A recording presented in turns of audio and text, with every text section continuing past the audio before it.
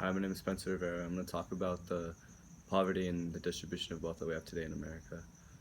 In a society with the intellectual cash as we have today, I find it fascinating that the current distribution of wealth is what it currently stands at.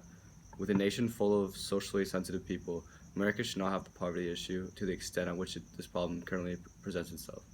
The reason that there is such a disparity in the distribution of wealth today is the foundation of America.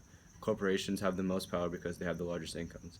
In America, the power lies with the individuals with the highest incomes, leaving the lower 60 to 80% of the population to live basically paycheck to paycheck.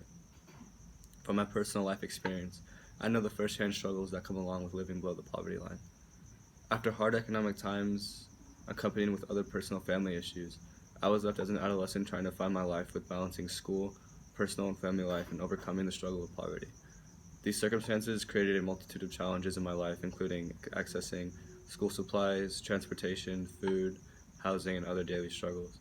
These challenges may not seem too overwhelming, but in real life situations, poverty can create a dreary life. In these circumstances, every day feels like a struggle simply to survive. Yet when huge corporations pay little to their employees despite making huge capital gains from their work, they do not consider the life these people lead off of minimum wage. To illustrate the massive distance in net worth, in 2013, the top 1% of earners earned 3 times as much as the bottom 80%. This uneven distribution is the cause of the strife of millions of people just in America. After being one of the people affected by poverty, I can personally tell you that the quality of life for those affected is much lower than the wealthy in the United States. The media and the upper classes love to paint the poor in light as if the lower classes choose to be poor. Yet to reverse the cycle of poverty in America is extremely difficult. Conservative white America loves to paint the poor as drug-addicted slackers, when in reality, the majority of the poor in America are hardworking people struggling to get out of the circumstances they've been placed in.